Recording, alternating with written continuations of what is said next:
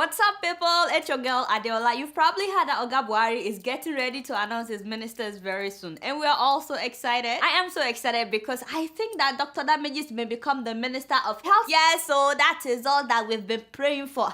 My people, in 1 week, the health sector in Nigeria will change. I know, so anyway, we are all waiting for Mr. President. It's about time. Now, you've probably heard what the Nigerian army said this week when they raided Boko Haram camps. The stuff that they've been finding out, hey, were too big for my mouth. My people, can you imagine condoms? Hey, I can't even say it. It's too big for my mouth. By the way, condom, isn't that manufactured by educated people? I thought these people said they don't want to have anything to do with education or Western world. No, be so. Anyway, they are finding condoms, so, and not just that, all kinds of hard drugs. Hey, at Boko Haram camps. Bono, Sheshina, Orishi, marijuana, and sex-enhancing drugs. And does that mean Boko Haram has access to Viagra? Hey, my father and my God. So you can imagine what they do to people that they kidnap.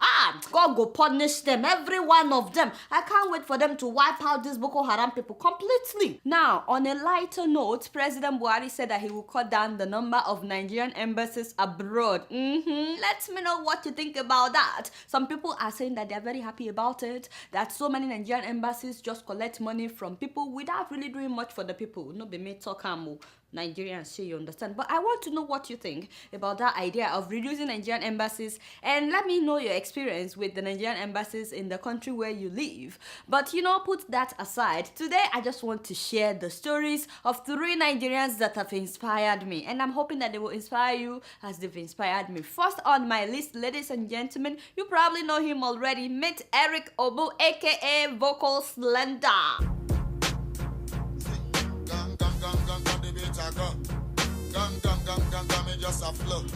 So this is one of those stories that make me realize anything is possible. Anything. Eric grew up as a scavenger in Lagos, searching for something valuable among discarded items at Adeola dump site. But he loved singing, and he kept singing even on the dump site. And BBC saw him one day and decided to do a story on him. And that was how he became popular. Today he has a lot of popular songs. He has some on YouTube. Check him out. Champion sound, Vocal Slender, lyrical builder. It's time for party now. Women to plenty. See them yakba like pure water and so against them yakba. Who them a follow? So yes, he became very successful, but guess what? He didn't stop there. He decided to start his own foundation to help others who grew up like he did.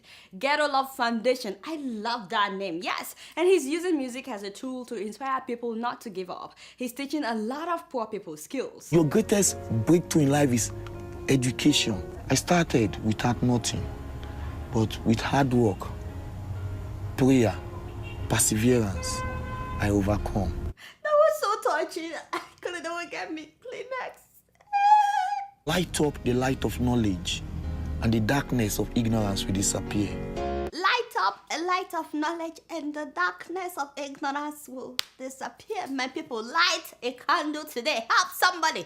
Hey, my brother, you're already blessed. My people, hopefully you will let Eric inspire you today that no condition is permanent. If he could go from being a scavenger to being a celebrity, I'm telling you, anything is possible. The key is he kept singing, not knowing who was watching, until BBC saw him. Whatever you're passionate about, please keep doing it. Someday you'll also be discovered. You just never know. And when you make it, remember to help others like he is doing. Now, the second person on my list is the beautiful Adeola Odiete, 25-year-old lady who taught herself how to design handbags with African prints just by watching YouTube videos. I'm telling you, she learned how to sketch the bags online. Today, she's the top purse handbag designer in Nigeria. She didn't attend any business school, and she taught herself everything about how to start your business to how to market your products. Then she got a list of fashion blogs and sent them her sketches. This is how they responded. And before I knew it, my customer base skyrocketed. I was honored. Guess what? Suddenly there was a high demand for her products. So much so that different magazines featured her designs. We've been featured in over 10 magazines. We've featured on over 100 blogs. Yeah, Yes, mama. And today she has expanded to designing shoes and other fashion accessories as well. That's what I call success. But just like Eric, she did not stop there either. She also decided to train others how she's doing what she does. I've trained over 30 women. These women have gone out to set up their own small businesses. They have a new source of income. Even if it's a little impact, but I feel great. Like 30 women are happy that they met me. Talk about making a difference, y'all. And then she said something that I really, really love. We Africans, we Nigerians, we can produce quality things that could also go abroad. And people be like, yeah, I want to go to Africa, I want to come to Nigeria to buy that bag. And that's what I'm trying to promote through my business. That's exactly what I'm talking about. I can't wait for the whole world to start using made in Nigeria products. Honestly, you know, so many of you out there have dreams, and because you don't have money for formal training, you've put your dreams on the shelf. Today, let this lady inspire you. You can learn anything on the internet now. Like this lady, you can teach yourself how to play guitar, how to cook, how to do your own hair. Let her inspire you. And if you don't have access to the internet, talk to people that are already doing it. It's okay to be an apprentice for some time. Someday you will have your own freedom and you can do the business that you've always wanted to do. So let her inspire you. By the way, my dear, make sure you tell my people to call her people, because I would like a handbag that looks like that. Yes, that's one. This one would do. No, the other one. Yes, this one would do. Yes. And last but not least, ladies and gentlemen, meet 32-year-old Nigerian British presenter on CNN. Her name is Zain Asha, the sister of the popular actor Chiwetel Ejiofor,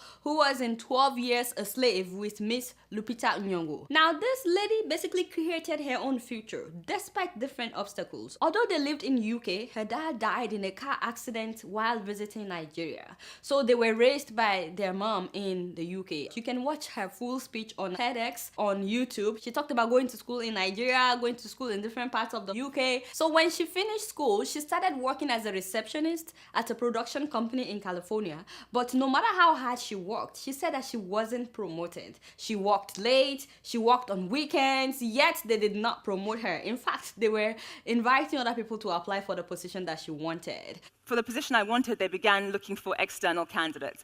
I'm sure anyone who's been through that knows how that can be. And because I was the receptionist, it was my job to serve water to the people who were coming in to interview for the job that I wanted. So when she realized that she wouldn't be promoted and she may be a receptionist all her life, she decided to do something about it. She decided to go after the profession that she's always wanted to do. That is journalism. I'm telling you. Yes, this is a noble profession for those of you that are trying to decide what to do.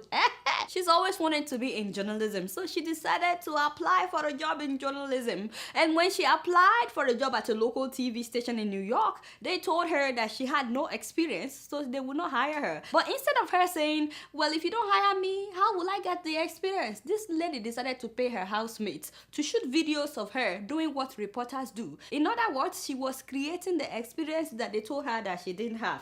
And guess what? After several months of pestering this station, they decided to give her the job. They were really impressed that she would go extra mile and create the experience herself. So don't let anybody tell you that you can't do something because you have no experience. Go and create the experience that you need, like she did. But she didn't stop there after she got hired. She wanted to be on CNN. So she studied people on CNN and noticed that they all had an area of expertise, a topic that they're really good at. So she decided to teach herself how to be a business reporter by going to the library and spending hours every weekend and reading about business reporting. Most of the time, she said she would be the last person in the library. She basically prepared for an opportunity that did not exist yet, believing that someday there would be an opportunity. See, most people prepare for an opportunity when we hear about it, but she said prepare even when it doesn't exist, because success is when opportunity meets preparation. Again, if you can play instruments, hone your skills, start practicing, get better.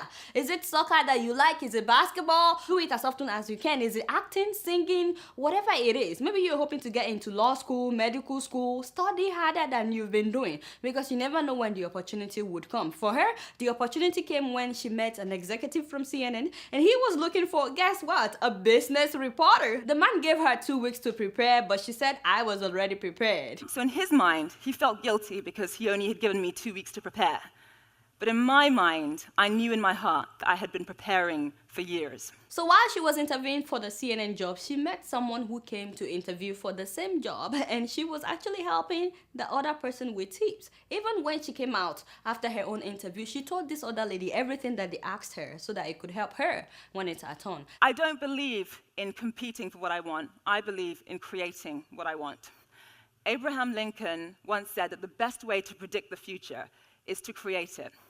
In order for me to be successful, I don't believe that I need to take anything away from anyone else. Now that's deep, especially because many people are afraid that if someone is successful, that may reduce their own chance of being successful. The truth is, if you help someone become successful, you never know, they may end up helping you or helping your children. And if you've helped other people in the past and they've broken your heart, don't let that stop you from helping others. Please, don't let that stop you. Your children will reap whatever you sow. And guess what? She was the one that got the job. Today, she's a presenter on CNN International. So, like this lady, don't just work hard, work smart at the same time. If no opportunity presents itself, create your own opportunity. Prepare before the opportunity comes, and you will also be successful. Hopefully, these 3 people have inspired you today to start your own business or not to be discouraged if you failed several times, even if things are not rosy at the moment. Remember Eric, who used to be a scavenger. You can also create the life that you want for yourself and your family. No matter what the obstacles have been, even if you've lost loved ones as well, you can still make it in life. You guys know I don't know much. I mean, guess what? I'm just keeping it real. Moving on to Kenya, and when I heard about this story, I could not believe it. That church members would engage in a fight. Hey, this is not a spiritual fight with prayers. No, I'm talking about karate. Karate in the house of God. Tuman should have been on a pulpit preaching. But he was on a totally different mission, leading his flock into battle to reclaim what he claims is his church. Wait a minute. That is not the video that I'm talking. Did this also happen in Kenya? Hey, whoa! Oh, I see. This is the church that was fighting over who owns a church building. My brother. I heard about that one too. Hey, that is called. What a shame. What a shame. Can you imagine 2 pastors fighting over a church building? Haba. So they cannot talk this out among themselves. Not be the same God they are both preaching about. Can you believe that soldiers had to come and separate them? What kind of nonsense? Did I hear that one pastor with his flock laid ambush on another pastor and his flock? They laid their ambush when the service at AIC Church in Kasarani, Naivasha was in progress, demanding that the pastor leaves. Oh boy, I need to sit them all down so I can talk some sense into them. Like children, sit up. Y'all making me upset now. Now that I'm very upset, how will I talk about what I was actually trying to talk about now? The drama at the East Africa Pentecostal Church in Embu. This is also in Kenya, by the way. And please don't think that this is how all Kenyan churches are. No. This could happen anywhere. This happens all over the world. It just so happened that this one's happened in Kenya. As I was saying, another pastor was accused of putting 500,000 Kenyan shillings. Sabiabu. How do you say that in English? That is to say that he was sitting on the money. Allegedly. Nobody, don't quote me. Sure, you understand. This is a man of God. So other pastors from other branches of the same denomination came with people to show this pastor, Pepe, hey, by fire, by force. It was time to take action. One by one, they tried to break the door that was the only object barring them from getting the man they wanted. While these men were trying to access the church, others threw stones and whatever they could find into the church. Meanwhile, service was supposedly going on inside. Pastor Elizaphan Muthe Kimotho. Can you imagine? Of course, not for long, because they couldn't ignore what was happening outside. Inside, shaken worshippers who included young children and women gathered in a corner. But there were those who could not take it sitting down. They retaliated by throwing the very stones that had been thrown at them. Yeah, I don't think the Holy Spirit was the one moving. I don't know what that was, but that was not the Holy Spirit moving. I heard that the money was meant for refurbishing the church and building latrine toilets. And then I heard that the head bishop had sent this pastor a letter of transfer to another branch, but he did not want to go to another branch. He wanted to stay at this branch. Kimotho, a senior pastor who had been leading the flock since 2006, was not in some of his flock's good books. The irate members claim that Kimotho had been issued with a transfer letter from the parish bishop but has since refused to leave. In his defense, the pastor said that all these people that we are seeing are EOPs, that is to say, enemies of progress. He said they didn't want the church, that branch that he's pastoring, to develop. That's why they've besieged his church. Things are happening, my people. And just like the first church, the fight went on until soldiers had to come and separate them. Can you imagine? 2 people sustained deep cut wounds during the commotion, wounds claimed to have been from panga cut. The besieged pastor, together with members sympathetic to him, were taken to safety as the church tries to resolve the matter. What a shame. Ibona Fitoluasi, where is the Holy Spirit in all of this? When pastors are beating up each other, what are church members supposed to do? And people that are not even Christians gathered watching this drama. My people, these are end times. What happened to the fear of God now? I'm telling you, and what is this? What is this? This is a pastor in Aba, Nigeria. Bring my glasses. Isn't that a stage behind the man of God? I bet these glasses know they see well. No be stage there for him back. Him no sabi preach for the stage. Now for honor jeep, he dey preach. Hey, what have these people turned the gospel into? My people, my people. Do you see what I'm saying? Because what these glasses are saying, he's starting to baffle me. Are those people sitting to hear what he has to say? And then he has bodyguard. The devil is a liar. No, this must be a clip from Nollywood. Did you take a photo from a Nollywood movie? No, you can confess it. So don't play me like that. This must be from Nollywood. What are you talking about? My people from Abba, let me know if this happened for real. Because you know there is a God. Make you not shine your eye. Well, shine your eye. Would Jesus do this? Anyway, you guys know I don't know anything. Guess what? I'm just keeping it real.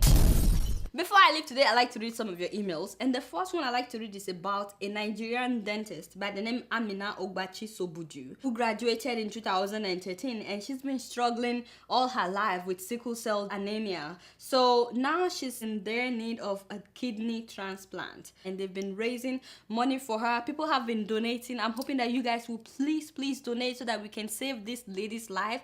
I mean, for her to get to where she is today, dealing with sickle cell all these years, please, we shouldn't let her die. I'm really inspired that she even went into the medical field so she can help other people. I can't imagine it was easy because of how rigorous it is. I can't imagine all she went through to become a dentist that she is today. This is the GoFundMe link. You can find it, or you can just Google her name so you can also donate. You can donate from anywhere in the world. Right now they've been able to raise 1.8 million, but they're trying to raise 5 million naira so that she can have the kidney transplant. So please be part of this and help donate to save Amina. Our next email is from Ayanfe De Laughington from Dubai, and he says, "Hi Adeola, I want to open your eyes to what's happening in the UAE as the whole nation is mourning 45 soldiers that died in war against the Houthis. They declared 3 days of mourning in which all radio stations across the country stopped working, and those that didn't are only playing classical music.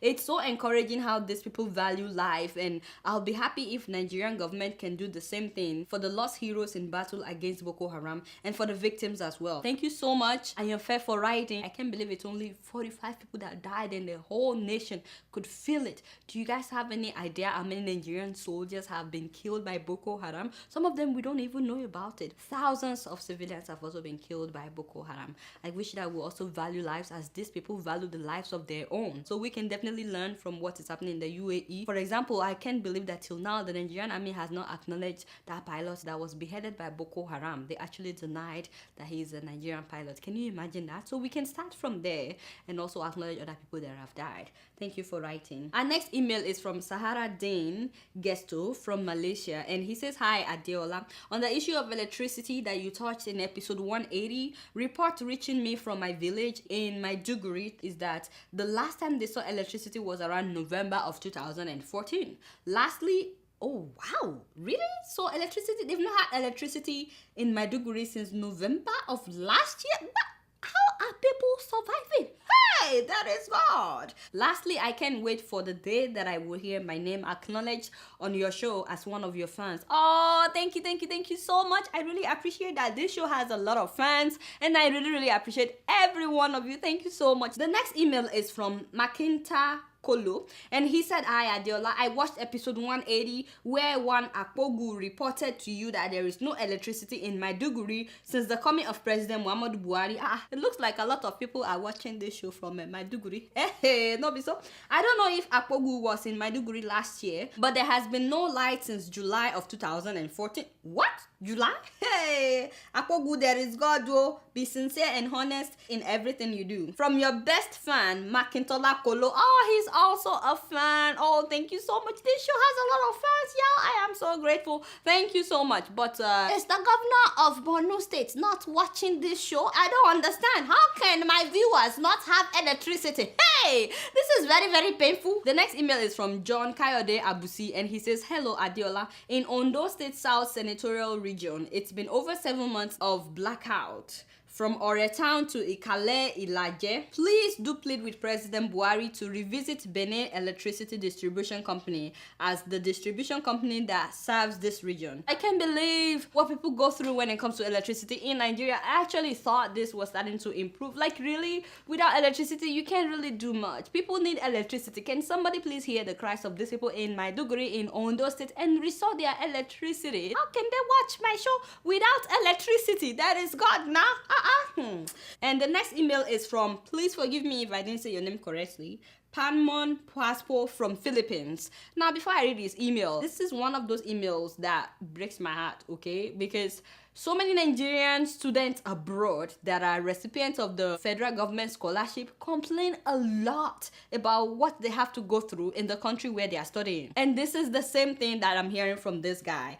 "Hi Adeola, we're a group of Nigerians who benefited from the federal government NEMASA scholarship. We have been facing series of abuse of rights, intimidation, attacks, provocations, threats by the school management that ought to protect us. As a matter of fact, he sent so many pictures. These are pictures of, school security officers coming to attack this Nigerian students. These are some Nigerian students. Yeah, see them in the middle. Some of them are using their cell phones to take pictures of what's happening. So many of us are depressed because we feel that our years in the Philippines are becoming a waste of time. Our final year is almost finished, and we've not been taught some basic things that we need to." He wrote a really long email. Apparently, they've had to be feeding themselves from Monday to Friday for some weeks now. Not only that, security men came, like you were seeing in these pictures, trying to force them to eat some food. And then he said that we have written and visited the Nigerian embassy in Philippines several times to complain about our academic situation and other challenges that we are facing. They have always responded by saying that NEMASA, the ones that gave them the scholarship, did not inform them before bringing us to the Philippines. That means since NEMASA did not tell these embassies that these students are coming, they can do nothing about us but to wait for NEMASA. The embassy in the Philippines is since they cannot help this Nigerian students because NEMASA did not notify them that, oh, by the way, we are bringing this student. Like, why should that even matter? They are Nigerian citizens. That is all you need to know to help them. These are Nigerians. Like, sometimes they irritate me, no be small. The day I will become first lady, so many of these embassies, they will hear from me. You will go to some embassies, you will see Oyinbo person want to collect visa. They will treat the Oyinbo person as if it is a god. But when the Nigerian citizens come, they will treat you as if you are nobody. Why now? These are students. These are students. And by the way, if you are hoping to study abroad and you're trying to go through the National Scholarship Scheme, make sure that you have your pocket money just in case, because the Nigerian government has been disappointing a lot of students studying abroad under this scholarship scheme. Hopefully this new administration can do something about it. Alright guys, that's all the time that I have for emails today. Please keep sending your emails to adeola.keepingitreal@gmail.com. Alright y'all, it's been real and I'm keeping it real right up in here. Until next week, I'm gonna see y'all later. Peace out.